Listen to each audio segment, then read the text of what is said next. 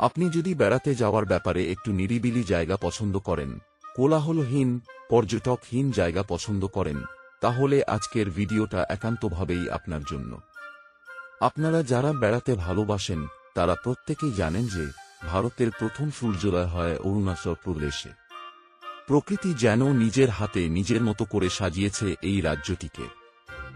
যারা অরুণাচল বেড়াতে আসেন তাদের বেশিরভাগই এখানকার জনপ্রিয় অঞ্চল যেমন ভালুকপং, বোমডিলা, দিরাং, সিলাপাস, তাওয়াং ইত্যাদি ঘুরে চলে যান।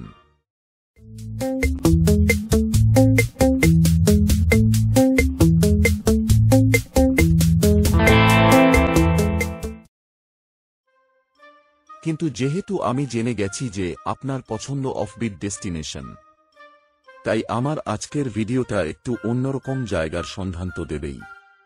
তাই স্কিপ না করে পুরো ভিডিওটা দেখুন, কারণ আগের ভিডিওগুলোর মতোই এই ভিডিওতেও থাকছে এই অফবিট জায়গাতে কিভাবে যাবেন, কোথায় থাকবেন, কত দিনের ট্যুর প্ল্যান করবেন আর কত টাকাই বা খরচ হতে পারে তার বিস্তারিত বিবরণ। তাই স্কিপ করলে হয়তো কোনো গুরুত্বপূর্ণ তথ্য না জানা থেকে যেতে পারে। আর ভিডিওটা ভালো লাগলে লাইক দেবেন, শেয়ার করবেন আর সাবস্ক্রাইব করে আমাকে উৎসাহিত করবেন। আজকে আপনাদের বলবো অরুণাচল প্রদেশের একটি অফবিট জায়গা দিবাং ভ্যালি ও আনিনি সম্পর্কে। যদিও শুধু আনিনির ওপরে আমার আগে একটা ভিডিও আছে, আমি ডেসক্রিপশন বক্সে তার লিংক দিয়ে দেব, দেখে নিতে পারেন। দিবাং নদী থেকেই এই ভ্যালি ও জেলার নাম এসেছে। দিবাং ভ্যালি বর্তমানে অরুণাচলের বৃহত্তম জেলা। 1980 সালে এই জেলা গঠিত হয়। আয়তনের দিক থেকে বড় হলেও লোক সংখ্যা কিন্তু মাত্র 8,000। এই অঞ্চলে প্রধানত ইদুমিশমি সম্প্রদায়ের বাস। তারাই এই অঞ্চলের বৃহত্তম সম্প্রদায়। এরা প্রধানত প্রকৃতির পুজো করে থাকে। এই জেলার সদর শহর হল আনিনি, যা বর্তমানে খুবই ভাইরাল একটি জায়গা। শুধু আনিনি বললে ভুল হবে, পুরো দিবাং ভ্যালি অসাধারণ সুন্দর, যার অনুভব আপনি এখানে আসলেই করতে পারবেন। এই পুরো সার্কিটে আপনারা সবসময় একপাশে পাবেন দিবাং নদীকে। এই দিবাং নদী এবং পার্শ্ববর্তী লোহিত নদী দিহাং নদীর সাথে মিলিত হয়ে ব্রহ্মপুত্র নদের সৃষ্টি করেছে। যেহেতু আজকের ভিডিওটা দিবাং ভ্যালিকে নিয়ে, তাই আজকে লোহিত ভ্যালি নিয়ে কোনো আলোচনা করছি না। আপনারা যদি চান তবে কমেন্ট করে জানাবেন, তাহলে লোহিত ভ্যালিকে নিয়ে একটা ভিডিও করব। ভারতের পর্যটন মানচিত্রে নতুন সংযোজন হল পূর্ব অরুণাচলের এই আনিনি। আনিনিকে বলা হয় the best offbeat destination of India. আপনাকে দিবাং ভ্যালি ঘুরতে হলে এই আনিনিকে কেন্দ্র করেই ঘুরতে হবে। প্রথমেই বলি কিভাবে এখানে পৌঁছাবেন। এই আনিনি দিবাং ভ্যালি ট্যুর আপনি দুটো জায়গা থেকে শুরু করতে পারেন, এক ডিব্রুগড় এবং 2 তিনসুকিয়া। তবে তিনসুকিয়া থেকে শুরু করা আমার মতে অনেক বেটার। আপনি যদি ট্রেনে আসতে চান তাহলে কলকাতা থেকে তিনসুকিয়া পৌঁছানোর জন্য বেশ কিছু ট্রেন পেয়ে যাবেন। কলকাতা থেকে তিনসুকিয়া যাওয়ার জন্য কামরূপ এক্সপ্রেস এবং কোয়া ডিব্রুগড় স্পেশাল নামে ট্রেন চলে। কামরূপ এক্সপ্রেস হাওড়া জংশন থেকে সপ্তাহের মঙ্গল, বুধ, বৃহস্পতি, শনি এবং রবিবার সন্ধে 6টায় ছাড়ে এবং তিনসুকিয়ায় ভোর 3:05 পৌঁছায়। আর কোয়া ডিব্রুগড় স্পেশাল ট্রেনটি কলকাতা থেকে তিনসুকিয়ার মধ্যে সবচেয়ে দ্রুতগামী ট্রেন। এই ট্রেনটি কলকাতা থেকে রাত 11:50 ছেড়ে যায়। আর দুটি ট্রেন হল ডিব্রুগড় বিবেক এক্সপ্রেস এবং নিউ তিনসুকিয়া এক্সপ্রেস। দুটোই ডানকুনি থেকে ছাড়ে।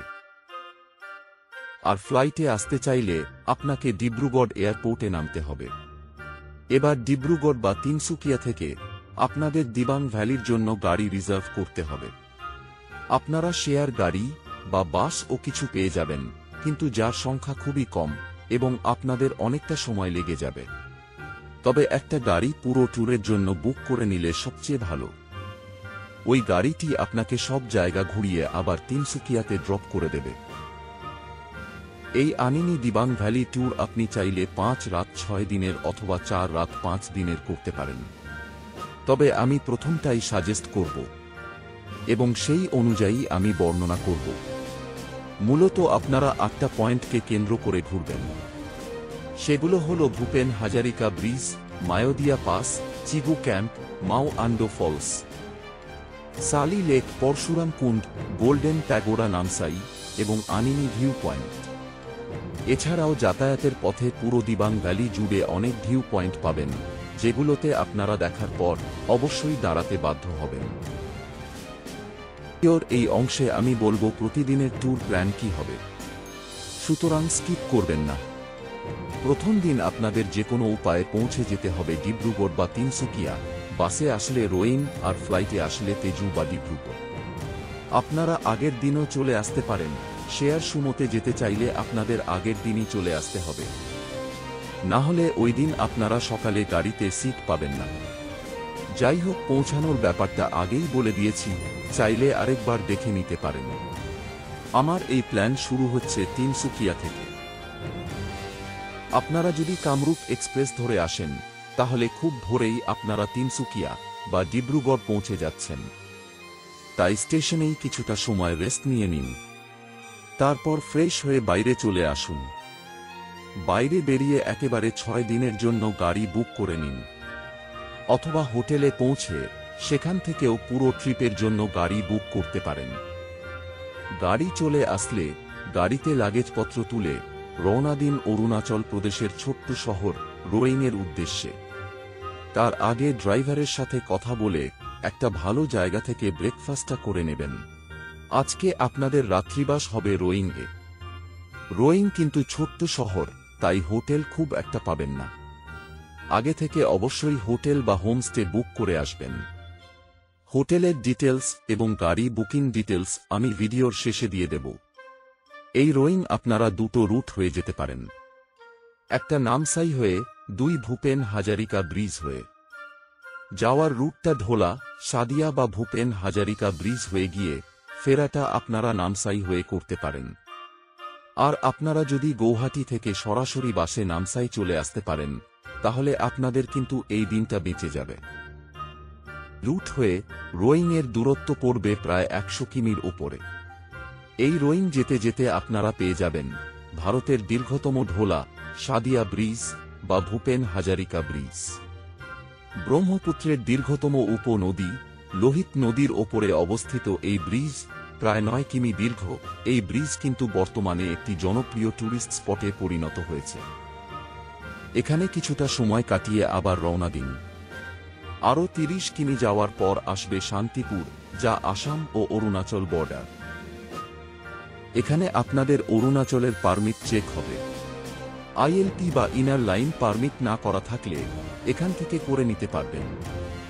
তারপর আবার রওনা দেবেন রোইংয়ের দিকে। এই এরিয়াটিকে বলে লোয়ার দিবাং ভ্যালি। রোইংয়ের পর থেকে আপনারা ঢুকে পড়বেন আপার দিবাং ভ্যালিতে। দুপাশের প্রাকৃতিক সৌন্দর্য উপভোগ করতে করতে আপনি হয়তো বিকেলের মধ্যেই রোইং পৌঁছে যাবেন। রোইং পৌঁছে আপনাদের আগে থেকে বুকিং করা হোটেল বা হোমস্টেতে চেক ইন করুন। তারপর ফ্রেশ হয়ে লাঞ্চটা করে নিন, কারণ এতক্ষণে হয়তো আপনার পেট খিদেতে চুচু করছে। লাঞ্চটা আপনি হোমস্টে থেকেও করতে পারেন বা বাইরে কোনো হোটেল থেকেও। তবে একটা কথা বলে রাখি যে এই এলাকায় কিন্তু আপনি চাইলেই মনের মতো খাবার পাবেন না, কারণ খুবই দূরবর্তী এলাকা, তাই যা থাকবে তাই খেতে হবে। রোইং এ তাও পাবেন, কিন্তু আপার দিবাং ভ্যালিতে গেলে সেটা আরও কম পাবেন। যাই হোক, লাঞ্চ করে নিয়ে রোইং শহরটা ও আশপাশটা ঘুরে দেখে নিতে পারেন, কারণ আর সময় পাবেন না। তারপর আপনাদের হোমস্টেতে ফিরে আসুন এবং কিছুটা সময় রেস্ট নিয়ে রাতের ডিনার সেরে শুয়ে পড়ুন। এভাবেই আপনাদের প্রথম দিনের ইতি ঘটবে। দ্বিতীয় দিনটা আপনাদের রোইং থেকে শুরু হবে খুবই সকাল সকাল, কারণ দ্বিতীয় দিন আপনাদের পাড়ি দিতে হবে প্রায় 220 কিমিরও বেশি পথ। ওই পথ যেতে আপনাদের 7 ঘন্টার ওপরে লেগে যাবে। তাই যত তাড়াতাড়ি বের হবেন ততই আপনাদের পক্ষে ভালো। সকাল সকাল রোইংকে বিদায় জানিয়ে হোমস্টে থেকে চেক আউট ও ব্রেকফাস্ট করে ঝটপট বেরিয়ে পড়ুন আনিনির উদ্দেশ্যে। দিবাং নদীকে ডান পাশে রেখে আপনাদের গাড়ি এগিয়ে চলবে আনিনির দিকে। মোটামুটি 2 ঘন্টা চলার পরেই আসবে মায়োদিয়া পাস। এই পাসের উচ্চতা 2655 মিটার। এখানে চাইলে আপনারা কিছুক্ষণ দাঁড়াতে পারেন চারদিকের ভিউ দেখা এবং ফটোগ্রাফির জন্য। রোয়িং থেকে আনিনি যাওয়ার পুরো রাস্তা জুড়েই থাকবে দিবাং ভ্যালির অপার্থিব প্রাকৃতিক সৌন্দর্য, যা আপনি আগে হয়তো কোথাও দেখেননি। আপনাদের মাঝে মাঝে হয়তো মনে হতে পারে আপনি কাশ্মীরে চলে এসেছেন, কিন্তু এই ভ্যালি কাশ্মীর থেকে কয়েক গুণ শান্ত, নিরিবিলি ও জনমানব শূন্য, যেটা এই জায়গাটিকে ভালো লাগার আরও একটা কারণ। রাস্তায় আপনারা এরকম আরও অনেক ভিউ পয়েন্ট পাবেন। এমন কিছু জায়গা আসবে যাদের নাম পর্যন্ত নেই, কিন্তু প্রাকৃতিক সৌন্দর্যে সেটা ভাষায় প্রকাশ করা যাবে না। না চাইলেও আপনাদের সেসব জায়গায় দাঁড়াতে বাধ্য হবেন। সেই কারণে কিন্তু আপনাদের আনিনি পৌঁছতে একটু লেটও হয়ে যেতে পারে, অর্থাৎ সন্ধে হয়ে যেতে পারে। তাই হোমস্টে অবশ্যই আগে থেকে বুক করে রাখা ভালো। হোমস্টেতে পৌঁছেই ফ্রেশ হয়ে নিন, কিছুটা সময় রেস্ট নিয়ে লাঞ্চটা করে নিতে পারেন। আর যদি সন্ধে না হয়ে যায় তাহলে ছবির মতো সুন্দর শহর আনিনিকে ঘুরে দেখতে পারেন। আনিনি পর বর্ডারের আগে কিছু ছোট ছোট গ্রাম পড়বে, যেগুলো আপনারা নেক্সট দিন ঘুরে দেখবেন। তাই এই দিন লেট না করে তাড়াতাড়ি শুয়ে পড়ুন, কারণ পরের দিন আপনাদের অনেকটা এলাকা সাইটসিইংয়ে কভার করতে হবে। তৃতীয় দিনটা আপনারা আনিনিকে কেন্দ্র করে আশপাশের লোকাল সাইটসিইংগুলো করে নেবেন। আজকের দিনটা আপনাদের দিবাং ভ্যালির মায়াবী প্রকৃতিতে হারিয়ে যাওয়ার দিন। তৃতীয় দিন আপনারা ঘুরে দেখবেন আনিনির উত্তরে ড্রি নদীর অববাহিকায় ড্রি ভ্যালি। প্রথমেই আপনারা চলে যাবেন আনিনি থেকে 20 কিমি দূরত্বে অবস্থিত আশোৎসু গ্রামে। তিব্বতী বর্ডারের পূর্বে এই গ্রামই ভারতের প্রথম গ্রাম। এই গ্রাম সহ পুরো এলাকাটি কিন্তু দিবাং ওয়াইল্ড লাইফ স্যাংচুয়ারির অন্তর্গত। এই গ্রামের সবচেয়ে জনপ্রিয় স্পট হল চিগু ক্যাম্প, একেবারে ড্রি নদীর একদম ধারে। এক অসাধারণ জায়গা। এই ক্যাম্পের অবস্থানটাই এই জায়গাটিকে ইউনিক ও ট্যুরিস্টদের কাছে আকর্ষণীয় করে তুলেছে। বিভিন্ন রিলস ভিডিওতে আপনারা অবশ্যই এই জায়গাটিকে হয়তো দেখেছেন। দুপাশে উঁচু পাহাড় এবং পাহাড় দিয়ে নিচে নেমে আসছে ওয়াটারফলস। কিছুদিন আগে পর্যন্ত এই ক্যাম্পটি চালু ছিল না, এখন হয়তো চালু হয়ে গেছে। আমি ফোন নাম্বার পরে দিয়ে দেব, আপনারা চাইলে এখানে থাকতে পারেন। তবে এখানে থাকতে হলে আপনাকে একটা দিন নেটওয়ার্ক ও ইন্টারনেটের বিনা থাকতে হবে, একদম প্রকৃতির কাছাকাছি। না থাকতে চাইলে এখানে কিছুক্ষণ কাটিয়ে ছবি ও ভিডিও বানিয়ে আবার চলে আসুন নেক্সট স্পটের জন্য। এই চিগু ক্যাম্প থেকেই এরপর 8 ঘন্টা ট্রেক করে চলে আসুন মাউ ফলসে। এছাড়াও এখানে আছে নদীর তীরবর্তী বেশ কিছু দারুণ দারুণ ক্যাম্পসাইট। এখান থেকে ফেরার পথে এই ক্যাম্পগুলো থেকে ঢু মেরে আসতে পারেন। ড্রি নদীর তীরে এত সুন্দর ক্যাম্পগুলো যে এখানে এসে মনেই হবে না আপনি ভারতের কোনো জায়গাতে আছেন। এখানে থাকা ও খাওয়ার সমস্ত ব্যবস্থাই আছে। এখানে না থাকলেও দুপুরের লাঞ্চটা এখান থেকে অবশ্যই করে নিতে পারেন। মোটামুটি এখানে 1 থেকে 1.5 ঘন্টা মতো সময় লেগে যাবে। তারপর লাঞ্চ করে আবার রওনা দিন আনিনির দিকে। এভাবেই আপনাদের তৃতীয় দিনের পরিসমাপ্তি ঘটবে। চতুর্থ দিন আপনাদের বিশেষ কিছু দেখার নেই। আনিনি থেকে এবার আপনাদের একই রকমভাবে একই পথ দিয়ে রোয়িং ফিরে আসতে হবে। চাইলেই আপনারা বেশ কিছু জায়গায় দাঁড়াতে পারেন। আনিনির মধুর স্মৃতি নিয়ে আনিনিকে বিদায় জানিয়ে সন্ধ্যের মধ্যেই ফিরে চলে আসুন রোয়িংয়ে। আগের দিন যে হোমস্টে বা হোটেলে ছিলেন সেই হোটেলে কথা বলে রাখবেন চতুর্থ দিনের জন্য। পঞ্চম দিন আপনারা 2 ধরনের প্ল্যান করতে পারেন। এক, সবচেয়ে সোজা পথে রোয়িং থেকে চলে আসুন ডিব্রুগড় বা তিনসুকিয়াতে। তারপর রাতের কামরূপ বা বিবেক এক্সপ্রেস ধরে ফিরে চলে আসতে পারবেন। দ্বিতীয় যে প্ল্যানটা করতে পারেন সেটা হলো রোয়িং থেকে সাইটসিং করতে করতে পৌঁছে যান নামসাইতে। তারপর নামসাইতে একটা রাত থেকে পরের দিন ফিরে চলে আসুন তিনসুকিয়াতে। যেহেতু আমি 6 দিনের ট্যুর প্ল্যানের কথা বলেছি, তাই আমি দ্বিতীয় প্ল্যানটাই বলছি। রোয়িং এর হোটেল থেকে বেরিয়ে আপনারা গাড়ি করে চলে যাবেন তেজু শহরের দিকে। তেজু কিন্তু মোটামুটি একটি বড় শহর এবং লোহিত জেলার সদর শহর। এখানে একটি এয়ারপোর্টও আছে, গৌহাটি থেকে ফ্লাইটে সরাসরি এখানে আসা। তবে আপনারা তেজু যাওয়ার পথে রাস্তায় পেয়ে যাবেন দিগারু ইকো রিসর্ট। এটা থেকে অবশ্যই একবার ঘুরে যেতে পারেন। দিগারু নামে ছোট একটি নদীর ধারার উপরে এই রিসর্টটি নির্মিত। থাকা খাওয়ার সমস্ত ব্যবস্থা আছে, সকাল বা দুপুরের লাঞ্চটা এখান থেকে করে নিতে পারেন। এছাড়াও এই রাস্তায় আরও অনেক রিসর্ট পেয়ে যাবেন খাওয়ার জন্য। না হলে একেবারে তেজু শহরে পেয়ে যাবেন। তেজু থেকে মোটামুটি 1.5 ঘন্টার দূরত্বে পড়বে আরও একটি ট্যুরিস্ট স্পট, পরশুরাম কুণ্ড। এখানে আছে ভগবান পরশুরামের উদ্দেশ্যে পূজিত একটি মন্দির। এছাড়াও এখানে লোহিত নদীর ভিউ পয়েন্টটিও খুবই মনমুগ্ধকর। যে রাস্তা দিয়ে তেজু পার করে আপনারা আসলেন, সেই রাস্তার একটা রাস্তা চলে গেছে ডং ভ্যালির দিকে। আপনারা ওদিকে না গিয়ে পরশুরামের লোহিত নদী ব্রিজ ক্রস করে সোজা চলে আসতে থাকুন নামসাই এর দিকে। নামসাই ঢোকার মুখেই রাস্তার একদম ধারেই পেয়ে যাবেন নামসাই গোল্ডেন প্যাগোডা। সোনালী রঙের খুবই সুন্দর একটা বৌদ্ধ মনাস্ট্রি। এখানে কিছুক্ষণ কাটিয়ে তারপর চলে আসুন নামসাই এর দিকে। রাতে থাকার জন্য নামসাইয়ের বিভিন্ন সুন্দর সুন্দর ক্যাম্পসাইটগুলো থেকে একটি বেছে নিতে পারেন। একটা ব্যাপার হয়তো আপনাদের জানা নেই যে নামসাইকে বলা হয় ভারতের ক্যাম্পসাইটের রাজধানী।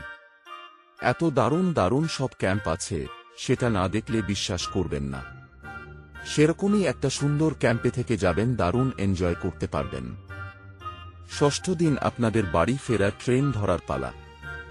নামসাই থেকে আপনাদের আসতে হবে ডিব্রুগড় অথবা তিনসুকিয়াতে। বিকেলের আগেই হয়তো আপনারা তিনসুকিয়াতে পৌঁছে যাবেন। আমরা কিন্তু ভিডিওর সবথেকে গুরুত্বপূর্ণ অংশে পৌঁছে গেছি, সুতরাং স্কিপ করবেন না।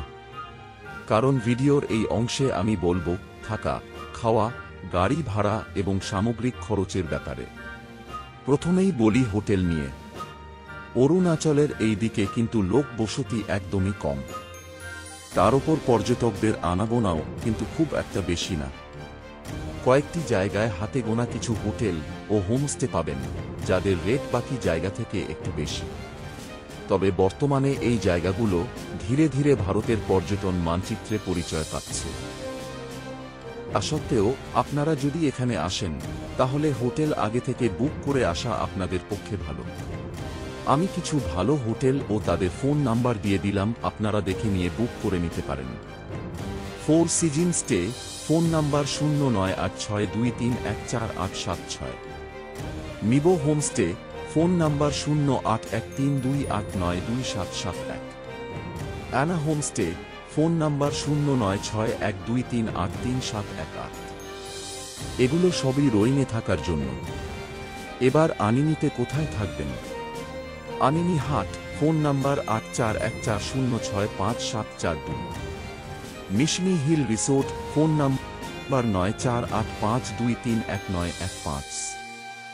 ড্রি আফরা ক্যাম্পসাইট, ফোন নাম্বার 9485262623। এবার আসি খরচের ব্যাপারে। আপনারা যদি গ্রুপে 4 থেকে 5 জন থাকেন আর 6 দিনের প্ল্যান অনুযায়ী ঘোরার পরিকল্পনা করে থাকেন, তাহলে আপনাদের মোটামুটি 18,000 মতো পার হেড লেগে যেতে পারে। কারণ এই অঞ্চলে সমস্ত কিছুরই খরচা বেশি। এর চেয়ে কম বেশি হতে পারে। তবে আপনারা যদি শেয়ারে আসার প্ল্যান করেন, আর একটা দিন কমিয়ে দিতে পারেন, তাহলে এক ধাক্কায় খরচটা অনেকটা কমে যাবে। আবার ফিরে আসব পরের ভিডিও নিয়ে। আজ তবে আসি।